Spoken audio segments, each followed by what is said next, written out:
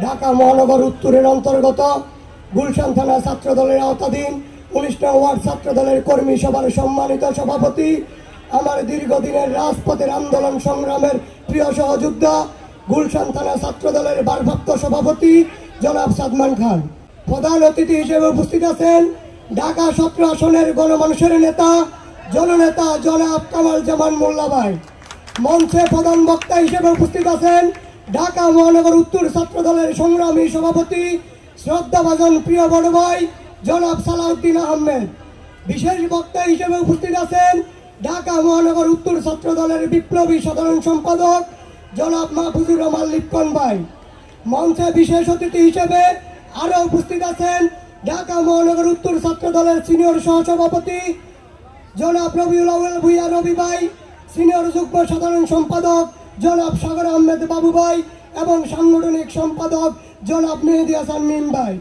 আজকের সভাটি সঞ্চালনা করছেন আমার দীর্ঘদিনের রাজপথের আন্দোলন সংগ্রামের প্রিয় সহযোদ্ধা, বারবার কারা নির্যাতিত ছাত্রনেতা, গুলশান থানা ছাত্র দলের বিপ্লবী সাধারণ সম্পাদক জনাব ফারুক হোসেন। মঞ্চে বিশেষ অতিথি হিসেবে আরো উপস্থিত আছেন ঢাকা মহানগর উত্তর ছাত্র দলের সহসভাপতিবৃন্দ, যুগ্ম সম্পাদক বৃন্দ, গুলশান থানা বিএনপি ও এর অঙ্গ সহযোগী সংগঠনের নেতৃবৃন্দ, বিভিন্ন থানা ওয়ার্ড থেকে আমন্ত্রিত নেতৃবৃন্দ সহ আমার সামনে উপবিষ্ট গুলশান থানা ছাত্র দলের নেতৃবৃন্দ এবং ১৯ নং ওয়ার্ড ছাত্র দলের নেতৃবৃন্দ সহ সকল পর্যায়ের নেতা কর্মীকে জানাই গুলশান থানা ছাত্র দলের পক্ষ থেকে আন্তরিক শুভেচ্ছা এবং বিপ্লবী অভিনন্দন।